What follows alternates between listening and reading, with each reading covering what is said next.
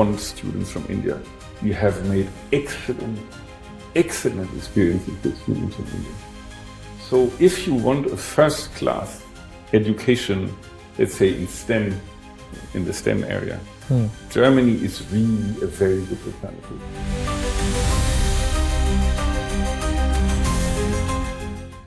I think India started on a very good foot with President Trump, but there is also something there are some aspects that will be difficult for India. So, and that we are all in the same company here,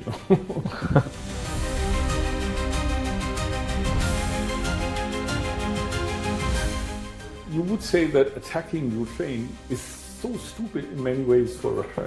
With hindsight, it comes at such a cost that they should have seen it coming.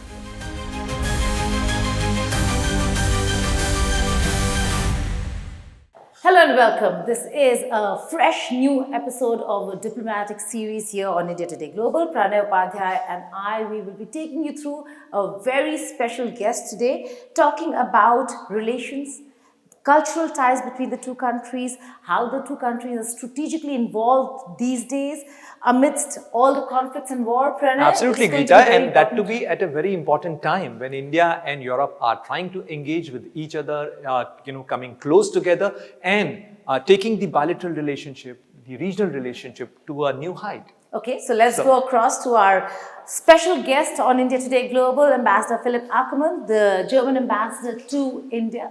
We will be talking about a lot of things, the historicity of where we stand, that's the ambassador's residence, the German embassy. We will not talk much about his height, but yes, a lot about culture, food, and how the two countries are intertwined today. Ambassador, thank you so much for doing this with us. Thank you very much for coming, and I must say it's great. I'm your guest in the program, and you are my guest in the residence. So. Yeah, absolutely. Let's just begin with the importance of this embassy. This is a very important snippet. A lot of history involved when it comes to Germany, India, and how there are not just cultural ties, but how people-to-people exchange is very important. But there is a historical importance to where we are standing today. Absolutely. Tell us. So, Gita, this is the first embassy building the Federal Republic of Germany built after the war. So it started in 1955, and it was a time where Europe, and Germany in particular, was in shambles, morally but also physically. And India, newly independent, was a country that was very promising. With your fabulous constitution, with this new idea of embracing everyone, every religion, every caste, a new modern nation came into being. And I think that is reflected in this embassy. It's a modernist building, it's not a traditional building, it's a modernist building, but it takes up a lot of Indian ideas and traditions. And the most visible one is the floor. So we are walking on Macrame marble. I keep telling my visitors, you have to imagine that you are walking on the Taj Mahal kind of. It's the same marble. It's the same marble. It's marble that you don't get on the It's market. rare, Absolutely. you can't buy it anymore. And It it's is what the beautiful. Taj Mahal was made. So I get German geologists coming and they start welling up when they see it because it's such a fine marble. And look at what they did at the war. You see the very fine pattern. They take the Macrame marble and they unfold it as if it were a very. Ambassador, the similar pattern is also being used in some of the Indian fabrics. Yeah. Yes. You have that Exactly. ikat pattern. Ikat fabric. It looks Yeah, it's look like ikat. Okay, that's not all. We have a lot to unpack when it comes to Ambassador Ackermann. A person who who's not just an enthusiast when it comes to India. He served 2 stints. This is his second one. But also somebody who loves the language, Hindi. I do. I love the language. You're trying very hard though. I'm trying very hard. I think that's the right. Because he tries so hard with the words, the expression. कुछ हिंदी में बोलिए. इसलिए मैं जब से दिल्ली आया हूँ मैं हिंदी सीख रहा हूँ. Okay. हिंदी एक भाषा बहुत मुश्किल है, आसान नहीं. एक ही चीज के लिए इतने सारे शब्द थे. लेकिन बहुत मजेदार है और मुझे देवनागरी लिपि बहुत सुंदर लगता है. Lovely. It's So a do you write script. also? Do you write? I do. Okay. We'll go across to things that he's done, books that he is interested in, Pranay. Yes. You don't find many ambassadors do this. Look at Hindi as a language to learn and then read up on it. And of course. So these are not the Hindi books, I have to say, you know, I can't lie. But this is my current. Oh, lovely. So he's doing the Chola Empire. Yes. And he's a fabulous author, and this is a book which really caught me, and I was very, very impressed with it because it's, you know, looking at India's history from the south, from the southern perspective. See, that's also very important. And it's so interesting to read about, you know, what he found out about the Chola Empire and the common man in this. It's a fabulous book. And this one I bought because I just came back from Meghalaya. Oh. And it's a book on a Meghalaya funeral rite. Oh, wow. it's a big funeral. book, yeah. Yes. And I just started it, and it has a wonderful beginning. So I'm very much looking forward to reading it. I was fond of Meghalaya. I thought it was one of the most beautiful. Where all states. in India you have been? So you should ask where I have not been. Not been, or maybe. So on my Two list, stints or this stint as ambassador? no, in this on my list is Madhya and Odisha. I have to go. These are the states where I haven't been. But other than that, I have been quite. And then Nagaland, I want to go in the winter for the Hornbill. You've not done the Hornbill Hornbill Festival. not It's yet. I beautiful. do that in December. It's beautiful. So that for us, for me, is very important to travel, and you will see me. So you have not been to Madhya Pradesh? No, I have been to Madhya He's Pradesh. You have from been Madhya to- Pradesh? I have Okay. been to Khajuraho. Okay, Khajuraho. privately, But I want to go to Bhopal to see. To Oh, follow the wonderful. so that's why. Ambassador, I see a sacred thread on your hand. Like, you know, so So this you is wear? something which. So this is another kind of a connect, you know, to... So I have to tell you the Yeah. story is that my staff, wonderful people, they go to yatras and they bring it from. Oh, how Oh, wow, sweet. And I think this is so touching that I'm there. Oh, how Yes. sweet. But talking about sweet, there's a lot of delicacy that the ambassador is going to serve, which is going to be German.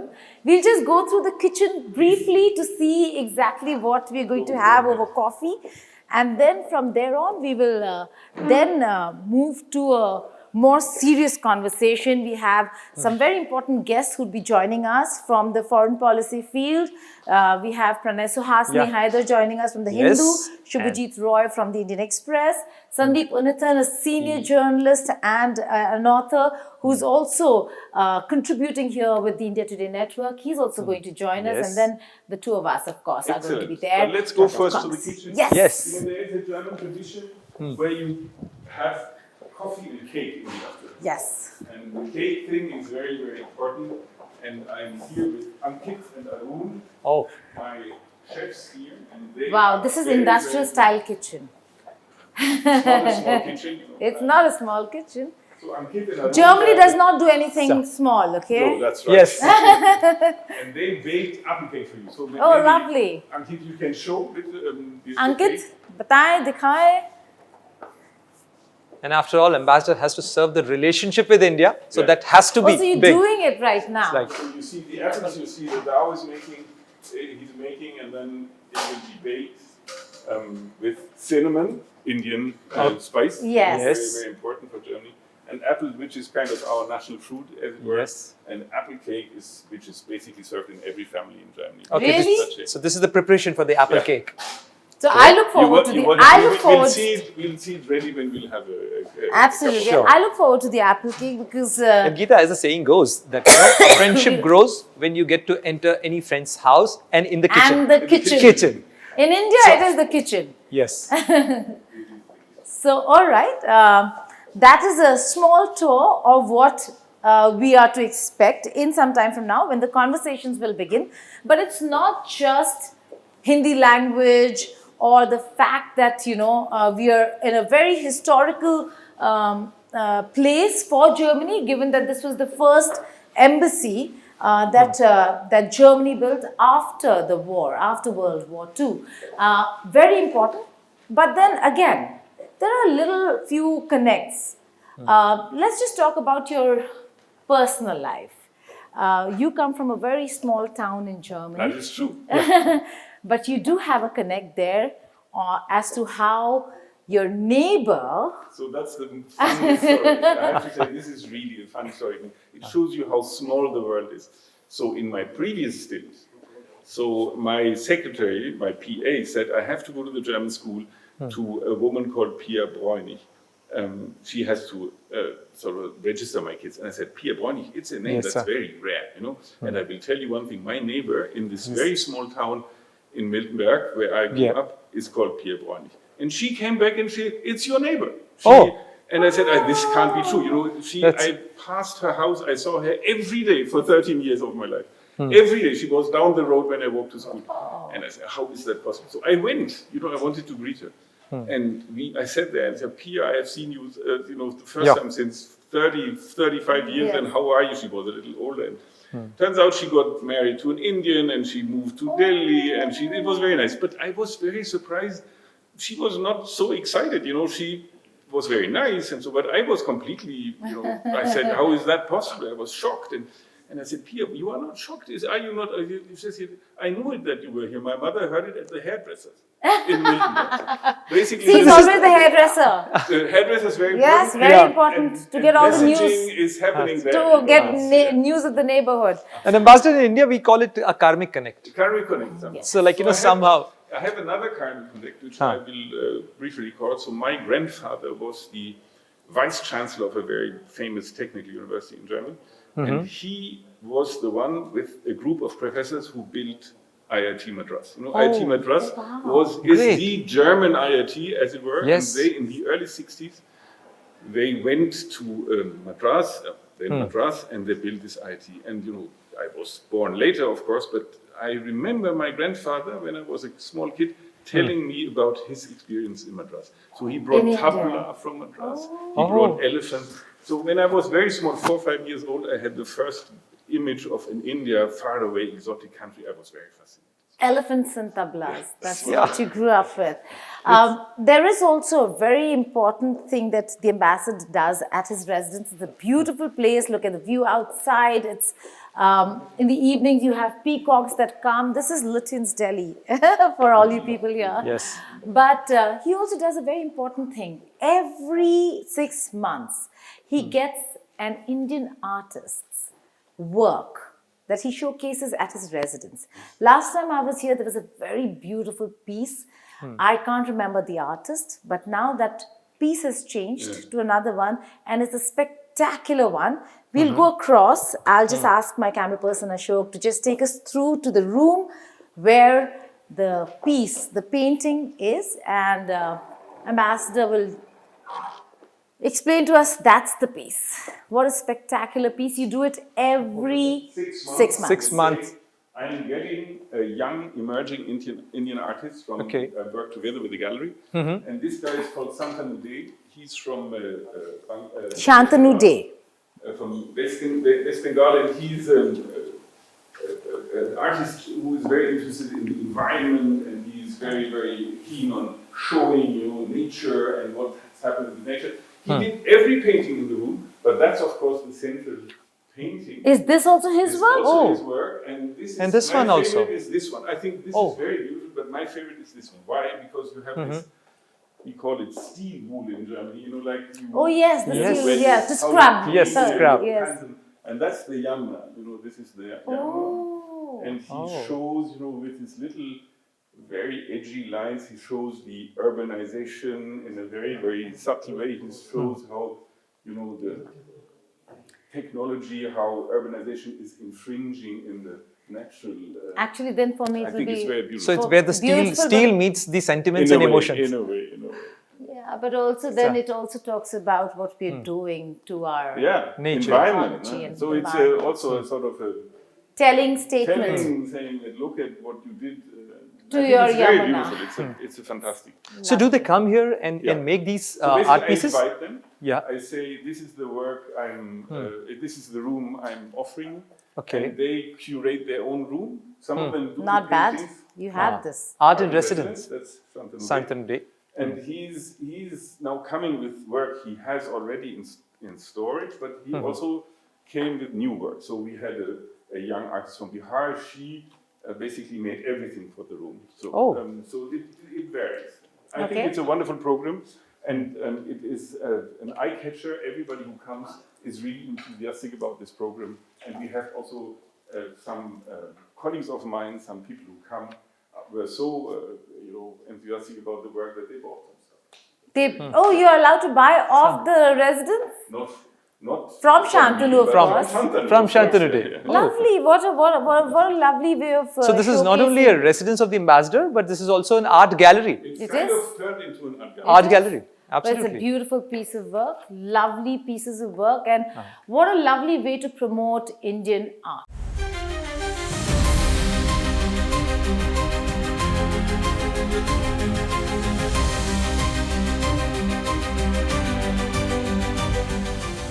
We want students from India. We have made excellent experiences with students from India. So if you want a first-class education, let's say in STEM, in the STEM area, Germany is really a very good alternative.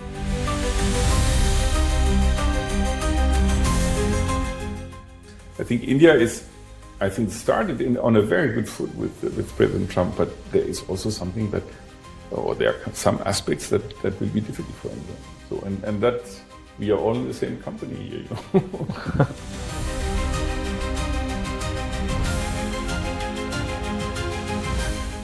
You would say that attacking Ukraine is so stupid in many ways for Russia. You know, with hindsight, it comes at such a cost that they should have seen it coming.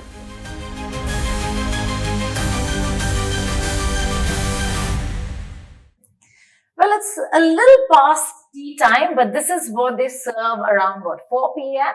in Germany? 4 p.m. That's what is you it have. that we are having, Ambassador? Kaffee und Kuchen, as we say. You have coffee or tea and cake. That's an apple cake and that's a nuts raisin cake. So, and over a lovely conversation that we expect to have, not just on foreign policy, but maybe some lighter notes as well. So Hasni says she does not do light, but we'll see about that. So Hasni Haider from The Hindu, Sandeep Ananthan, senior journalist, author, Shubhajit Roy from the Indian Express, Pranay Upadhyay, Deputy Editor, India Today Global, and Ambassador Philip Ackermann. Thank you so much for joining us here. It is a very interesting moment that we're all living in amid a lot of conflicts, Ambassador. How is Germany looking at what has happened in the past 2 days? The attack on Russia, unprecedented. Russia has never faced or has ever been faced with such an attack, and expect a reaction, but did Europe know about it? But it is quite an operation, one has to say, you know, and I'm, you know, getting my knowledge from open sources here, but it's quite fascinating to see, you know, what such an operation can cause, what damage it can cause, and how well it was prepared. So it's quite an impressive military performance, if I may say. Yeah. You guys want to come in? You guys can come in. Do you think this is all Ukraine, or was there support from your NATO? So what we know is that the Ukrainians have a very sophisticated drone production. So basically it will be, after this war, will be very interesting for us to see and also to purchase maybe. They have a very good way of producing simple but super effective drones. So I think what you've seen is a consequence of their, you know, year-long development of these drones. I think, you know, the Netflix series style element of it was the lorries parked near the airports. That is quite fascinating to see. But I think the devices that struck were Ukrainian productions, where you have to see that this is a country that can really produce some very, very efficient arms. You know? But I mean, after Spider's Web, obviously we're still trying to find out exactly what happened there. It does seem as if the tables have turned. And Europe looks like kind of the warring party, whereas the US is talking about peace. I mean, this attack came just as leaders of Russia and Ukraine were going to meet, and it looked like the peace deal was in its last few stages. Do you think Europe, in a sense, now bears the brunt of what happens? I don't think that the peace deal was in its last stages. I don't think that, when you read the Russian conditions, you remember the Russians would not even put their ideas on the table before the delegations met. So I think actually the Russian maximalistic positions have not changed, and these positions are unaccepted for the other side. I think there is no such, not much of a difference between the US and Europe when it comes to peace, that we want to stop this war, to stop, that we want to, sit down and negotiate, but there must be a sort of a common understanding on which conditions that happens. Now, when the Russians say they want all the provinces as to be regarded as Russian territories, although they didn't conquer them, there is only, it's still a third or more is still unconquered. Then they say, no mobilization of Russia or Ukrainian soldiers anymore. No foreign weapons from the West to Ukraine, and neutrality and never becoming member of NATO. That's not a basis on which you can negotiate. These are maximalist positions, and I think the Americans share this view. We have had Lindsey Graham, the senator from South Carolina, in Berlin yesterday, and he again, put his plan on additional sanctions on the table in Berlin, and apparently he had very good discussions with the German leadership. So I think we are not that far away from the Americans when it comes to how such a peace should look like. So I think it would be wrong to presume that the Russians came with a ready-made peace deal. That's not the case. Ambassador, taking forward Swazni's question, after 3.5 years of this Russia-Ukraine conflict, Europe as the entire region, Germany has close proximity to this entire region. So, where do you find, yesterday, the guest Prime Minister of UK has announced the defense strategy and heavy investment in the weaponization of UK. So, I recall the statement of Anna Babcock, defense minister of the foreign minister, former foreign minister, now president.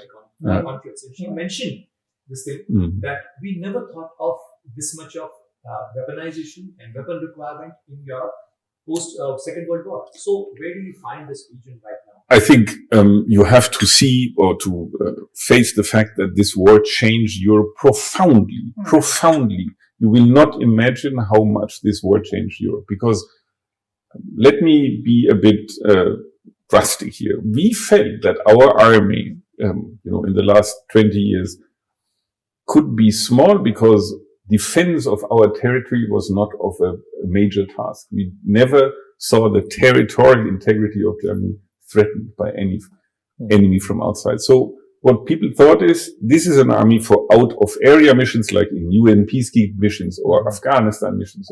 So small units, very specialized units, specialized in a specialized way, equipped units.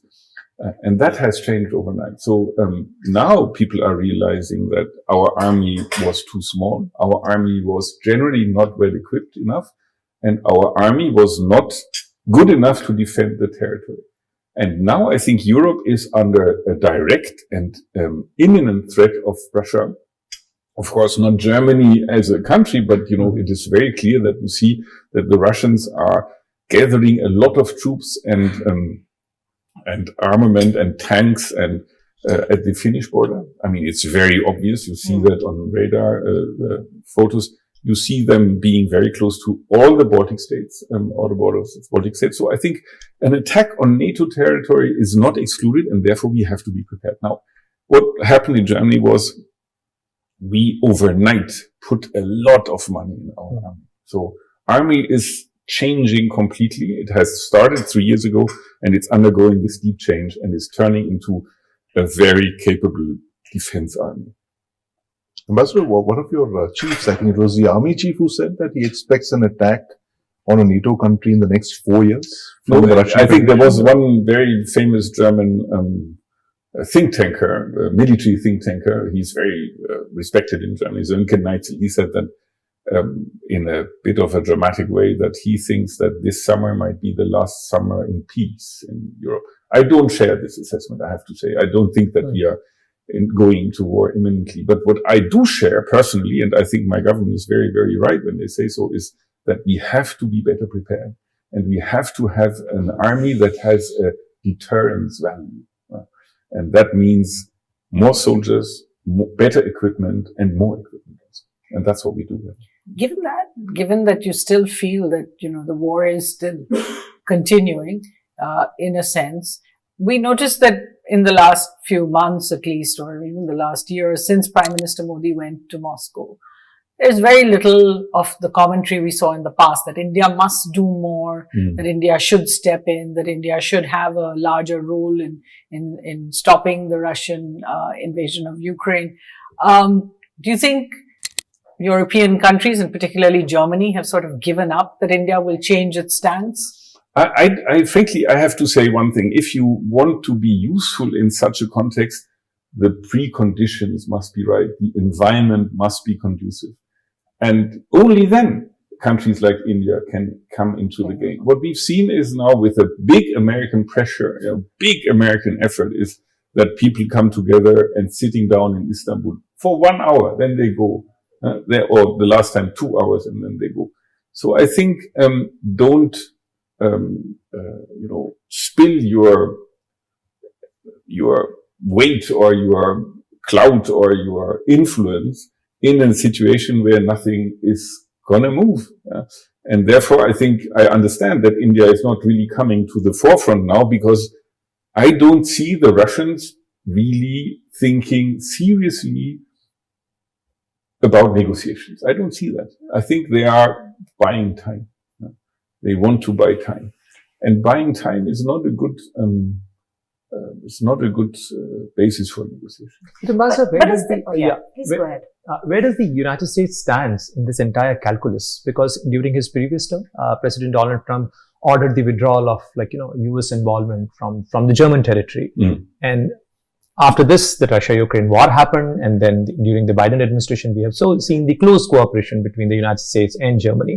But with this renewed effort to, less participation in the NATO structure, asking EU countries to contribute more, where do you see United States as an active participant and kind of a net security provider for the NATO? So I think we have to say that the United States of America asked Europe to do more for its own security is to a certain degree really justified. We have cashed in on American security for a long time because we didn't feel that protecting was so necessary. Then that has changed. Protecting now is very necessary. So I think the American demand to say put more money in your defense is justified. So you will see the NATO summit, which will come up in The Hague in the coming weeks.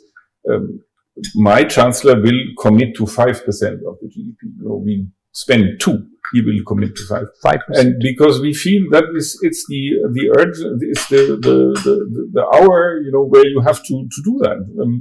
We have to step up and say we are not ready to accept such a threat. The chancellor said the German army will be conventionally the biggest and the strongest army in Europe. And as it should be, we are the most populous nation and also the most economically wealthy nation.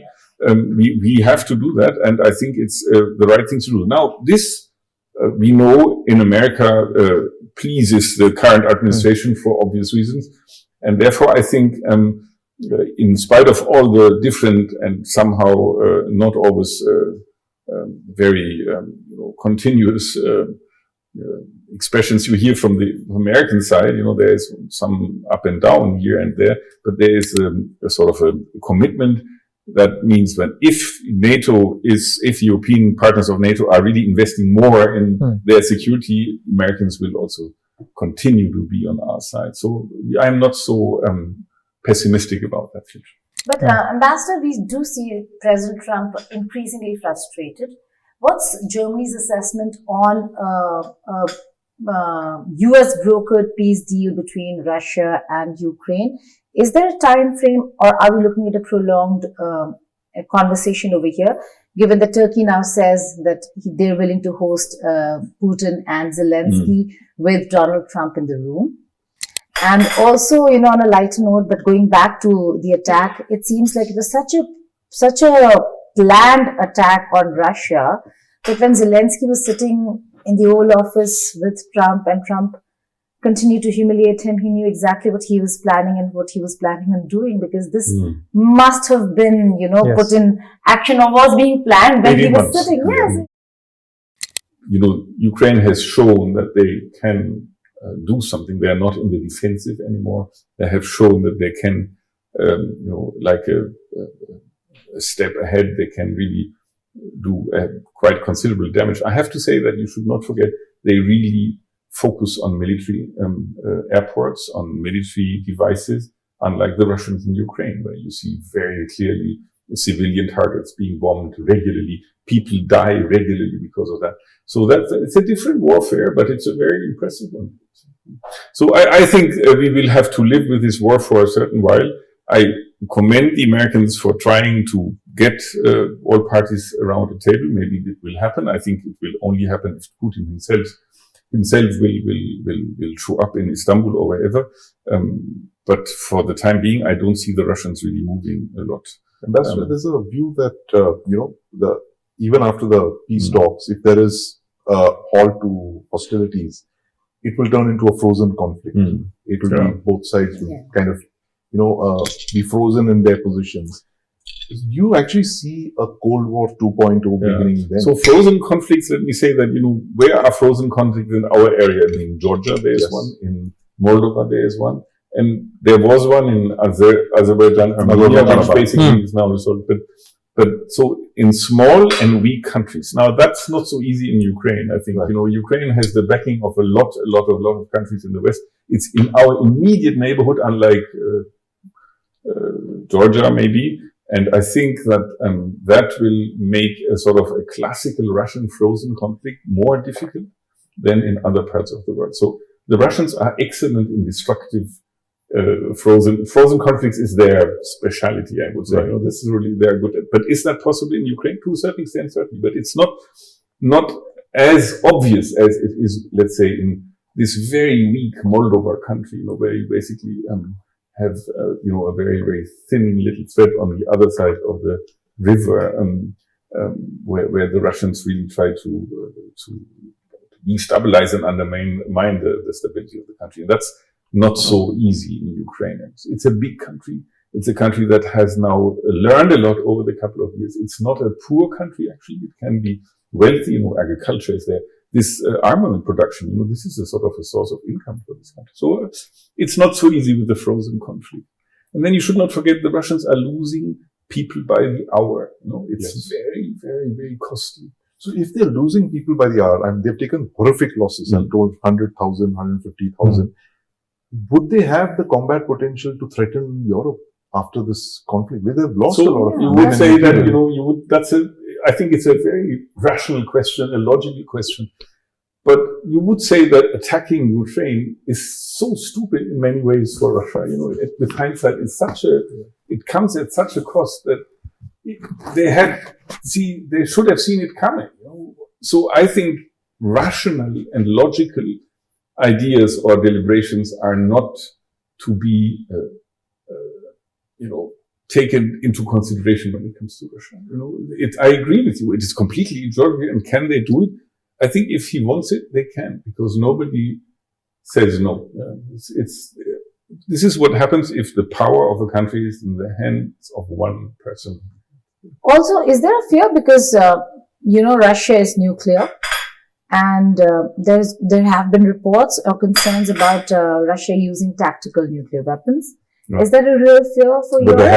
They have said it once in a while. And they changed the nuclear doctrine. Yeah, they have always, when it was a little shaky for them, they came up with the nuclear option. But I think, I think that's not happening.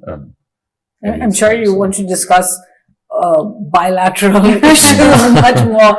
But, I do want to say that there is another, and I'm sure you've seen it in India, that there is a view that is not the European view, that actually Russia has come through this war, hitting major goals that it wanted to. It is in control of the territory that it annexed in 2022. Nothing seems to have pushed them back, even if it's 1 or 2%.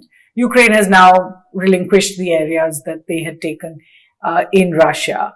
By and large, Russia has a life outside of this war. I mean, we've seen the Malaysian Prime Ministers there today. Prime Minister Modi has visited. The rest of the world, the non-European world, is dealing with Russia. So, Mr. Trump is dealing with And Russia. its economy is not crumbled so as Hassan, I Europe see is that saying. it's a good point, and I think we should look at Russia through a different angle. But you should not forget the first and main requirement from the Russians when they talked to the Americans about a ceasefire was lifting the sanctions. The first and main subject. And that means they're hurting them big time. And, it is true that the Russian economy somehow muddles through. Even they come to India, the Russian tourists, with lots of cash in their bags in order to pay the hotels and stuff. But at the end of the day, I would say Russia lives on a war economy. It has blown up its budget big time for the war economy. It's producing arms and armament products endlessly. And this, as we all know, can only last so long. So I think they know that they are in a very, very difficult spot. And they need to get rid of the sanctions at some stage. When we talked about the regions, you have also to face the fact that in spite of all the efforts, in spite of the massive military deployment they have, when it comes to airplanes, tanks, but also to people, they have really not moved very much ahead. And the annexed regions were never completely and are not in Russian hands. So it is true they get this eastern 18% of what it is, but they have said that the condition is that they get all the regions, also the parts that they have not conquered. So I think they have basically succeeded in getting their country going. It's not a complete breakdown, but it came at a big cost. And so far, I think they will not sustain forever. This is so costly for them. They will have to, at some stage, reconsider. But Ambassador, just taking forward the conversation on Russia and India's position on Russia, with Trump, with Biden, we knew that Europe had a position very much similar to what US was saying. But with Trump in power now, it just seems like India is on the right side of history in hindsight. So when you talk about India, Russia, it's automatically coming to Trump, interesting enough, Yes. every foreign policy conversation comes to Trump. Yeah, I think, India has had a very good start with the Trump administration, I would say, impressive start. But not everything is good between India and the US. And that is basically, which is true for all countries. There is the trade deal that has still to be done.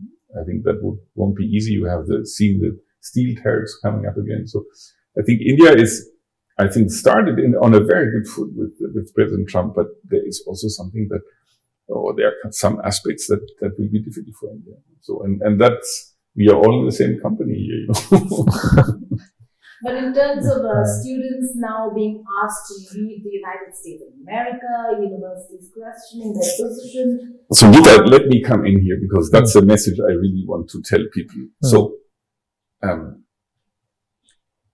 my country is keen on having students from India. We want students from India. We have made excellent experiences with students from India. So if you want a first class education, let's say in the STEM area, Germany is really a very good alternative. And I will tell you, we don't check social media of students. If you are gifted, That's a relief. if you're ambitious, if you want to achieve something, you get a first-class education in one of Europe's most sophisticated research environments at a very low cost. So I think now is the time to think about Germany. We have 50,000 students of original Indian students in Germany, and we are ready to take more. I think I frankly do not understand how one can limit the number of foreign, dedicated, ambitious students to a country who are even ready to pay $60,000-$70,000 fees alone, for universities in the US. Now, go to Munich, which is maybe Technical University in Munich is one of the world's best technical universities. Fees for non-Europeans are 4,000 euros. Hello, क्या आपको पता है देवी प्रसाद कहाँ है? अभी 10 minute पहले चल बसे। नहीं, सुनो, वो तो 3 दिन पहले जर्मनी चले गए। Listen up, this is how he pulled it up. He went to this incredible homepage, Made it in Germany, to get all the information about the opportunity card, about the blue card, about how to find a job in Germany. He even got information on how to learn German and how to get along with German culture. Devi Prasad बहुत समझदार था क्योंकि उसने bio में दिए links check कर लिए। सुनो बाबा, देवी प्रसाद तो जर्मनी चले गए। अब आप कब जाओगे? ये फोन नहीं है, किस्मत का घंटी है। It's an easy choice. Sure, is this Trump's loss? Is this Trump's loss to actually come out and say that you don't want foreign students? Because now we're seeing other countries come in and say that we are here. We are a better alternative. I think, Ambassador, I've been a student of German language and literature. I can vouch from the time that I studied many decades ago. And the Germany as a language, as a culture, as a destination for education has grown, and we have seen that in the last 5 years. But so related to that, these tendencies of immigration and right-wing tendencies, they have also been increasing in Germany. AfD got about 20% votes 20%. in this election, in the last elections. So don't you think these gains can be reversed if these groups come to? So I will tell you what, I think the 20% are boring. 20% of right-wing party is very boring, and I don't make any secret that, that it should be really for the established parties in Germany, for the political forces in Germany, it should be really a wake-up call in many ways. But I will tell you that we had the head of this party here just last week in India, and when you talk about skilled labor, he recognizes that Germany needs skilled labor. Yeah? And, officially they say as long as people get their jobs, pay their taxes, and be a productive member of societies, they have no problems. Now, how far that is true, difficult to say. But officially, I think it is not that they say, let's go back to bio-Germany, where everybody is white and blonde. That's not what they're saying. They're saying, we, in certain areas, we have a demographic problem. Nobody can deny. And Germany has made good experiences with Indians. When you speak to Indian students or Indian universities looking to place students, I have been covering immigration for some years, and now I see that even our government has stopped speaking up for more visas and that sort of thing, because everybody knows every country is tightening. But what the Indian government is working on is these mobility partnerships. Do you think that this is the future? In the old days, Indians went to the Gulf, but they never got a never got a resident residency. They never got citizenship of the country they were working in, which was different with Europe, of course. Do you think that you should really the next generation of students should be prepared in India that they will get permits to work in other countries, but that era of citizenship for Indians in other countries may be just drying up now? No, I don't think so, frankly. In Germany you go to Germany, you graduate at a German university, after that you have 18 months to find a job. So a year and a half to find a job. 5 years after you settle in Germany, you can have nationality. Okay. And that's something which is very generously offered in a way that once you have to prove that you speak German, and you have to do a little test, which is basically very easy, I have to say, and then you get German nationality. And many people go for that. But if you don't want German nationality, which in an Indian case is absolutely understandable because you have to give up your Indian passport, not from the Germans, from the Indians. Then you have a residence, you can have sort of a permanent residence in Germany without getting nationality. It's not a prerequisite. You can choose either or. Demography says, as a science in a way, demography says that one of the most interesting phenomena of migration is what we call circular migration. So you go, you study in Germany, you graduate, you get an engineering job in a German company, and after 7-8 years, you go back to India with your knowledge, with your foreign experience, and bring that in your new company. And that's basically the ideal version of migration. And I think with, the way on which India moves with the economic growth, with its private sector becoming really global, that's a fantastic opportunity. So let them work for Siemens in Germany for 5 years. Maybe they get hired by Siemens India then, and then they come back to India. Basically people want to go home at a certain moment. I think it's not, it's a choice that is difficult to say, I'm going to stay in Germany or France or the US forever, when your own country offers you a very good opportunity. And I think in the years to come, we will see more opportunities on the Indian markets for those who have been working abroad. What's the story about 90,000 jobs? Set the record straight. It's a misunderstanding, actually. It is? Yeah, it's a misunderstanding because I said... So what are the numbers? It's a number. So we do about 25,000 skilled labor visa a year, which is fine, but not enough. We would be able to do more and would be also willing to do more if needs arise and opportunities are there. So one journalist asked me a year ago whether we had basically a ceiling for these visa, and I said I'll be not giving you any numbers. I don't give you some ceiling. You won't hear numbers like 90,000 from me. Yeah? And she wrote 90,000. So that's where 90,000 really comes from. Ambassador, I want to switch to the, India-Pakistan conflict confrontation that took place last month. And we saw the new age warfare of drones and, missiles play out in the region. The fact that you're sitting in Europe, you've seen the Ukrainian assault, and does Germany have capabilities in that sector, which in the air defense system and drone warfare? Yes. Answer is yes, and I think we are talking to the Indian government on that. But taking forward Shubhajit's question. Talking to the Indian government on cooperation on that front? Air defense systems? And other things. We are an old partner when it comes to arms and defense with the Indian government, and we continue to do that. So recently, Ambassador, Germany has decided to streamline the licensing and especially the defense export to India. Not streamlining, accelerating. Accelerating, yeah. So the sales of defense equipment, military hardware to India. So how does it encompasses the future trajectory of the cooperation, defense cooperation, the things you are talking about, the future of India-Germany defense partnership? So let me tell you, the German government has decided, the previous German government, and the current one is taking the same decision, is that India is a strategic partner of Germany. There are very good reasons to support India when it comes to put up its armed forces in a way that they are to be taken seriously and that they really can do their job. For many, many reasons, Indo-Pacific, the neighbor and so forth. We are of the opinion that if you want the Indians to buy less Russian equipment, you have to offer something.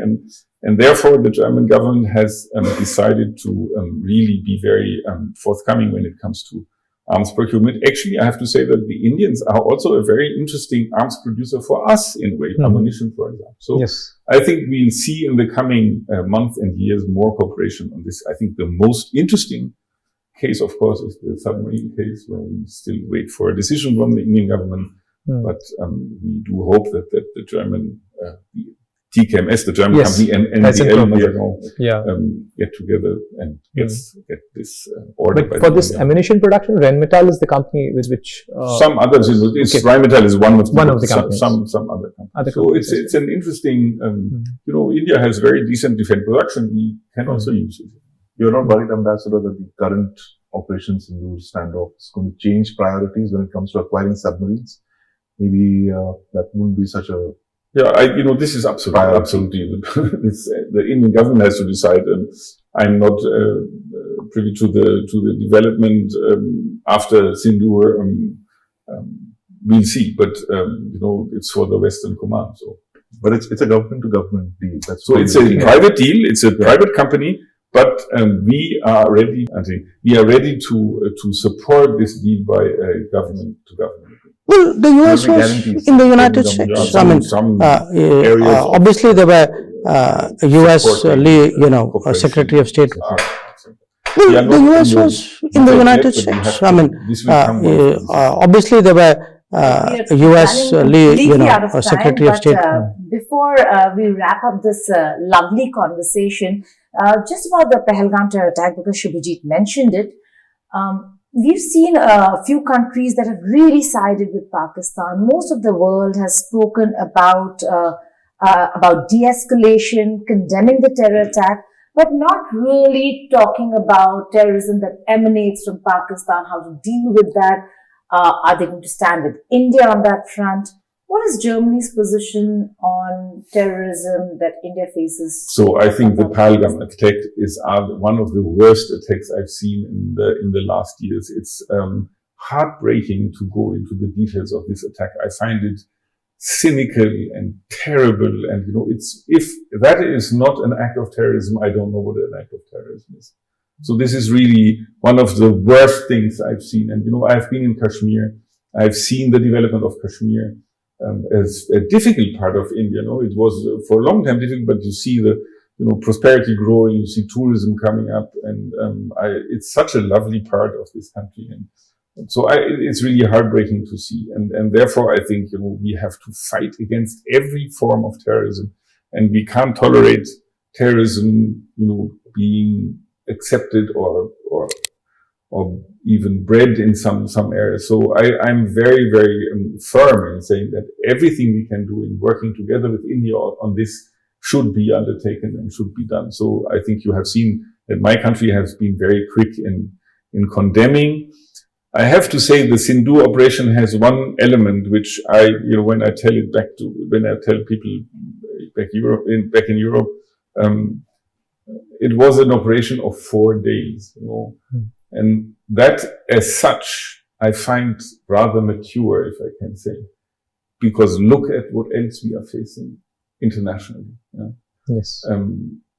And this is, I have the greatest respect of a country with such an outrage and a constituency here in India that was really, really upset for good reasons, that you can lead such an operation so surgically and so precisely that you can stop it after 4 days. And because, look at what the Russians are doing, look at what the Israelis are doing, and that's something which, the world can learn from. Ambassador, a last question. You mentioned about Operation Sindoor, the sentiments of outrage, especially, after the terror incidents. How do you see some of the anti-India separatist elements using the German territory, like, the Khalistani elements, using or rather misusing the civil liberties available in the German territory and German, country? Yeah, so I think what action we should expect? Actually, you have to face, you have to put it in dimension. This is not really the biggest secessionist group in Germany. We have 3 lakh Indians in Germany, and they, unlike in other countries in the West, are very diverse. We have people from Tamil Nadu, we have people from Bengal, and it's not an exclusively or very strongly Punjabi community. So I think the voices of this somewhat outdated and strange movement, which nobody really understands, are very, very few in Germany. But it is it's a question of freedom of speech. It's a question of working with a partner like India, which is a strategic partner, and we have to weigh our options in every single case. I think other close friends of ours have much bigger problem with that. You've spoken always very strongly about Israeli action in Gaza, but how is Germany not a part of the UK, France, Canada statement and position that they've taken now? So you have seen maybe that our Chancellor has expressed himself in the most concerned way about what happens in Gaza, and that the German government now is reflecting on stopping arms delivery to Israel. Yeah, but there does seem to be, for the global south and for the third world, as it were, this idea that when it comes to Europe's war, when it comes to the war in Ukraine, the deaths of civilians count for a lot more. What has happened in Gaza, in terms of the scale of loss of lives is so much more. And the breaking of UN tenets has so much more, but yet we have not seen Germany speak about sanctions. We have not seen Germany speak about anything close to the kind of actions they've taken against Russia. Yeah, but Suhasini, you have to, I think, understand that our relation with the state of Israel is a very special one. We have seen, our history. We will not be at the forefront of those who will really be very harsh with Israel, because we have a historical burden on our shoulders that is very special. It's basically with no other country Israel has this relationship. And therefore, I think what we have heard in the last 2 weeks on the matter is basically a game changer also for us. Could be a turning point. It is. On that note, thank you so much for joining us in this lovely conversation. This is just one part of the diplomatic conversations that we're going to have with various diplomats. Thank you so much, Ambassador Ackermann, for hosting us and having this lovely conversation. Thank you. You haven't finished your cake. Which we will. Let me just end by saying the cake is... Tomorrow it will be raining, then they say.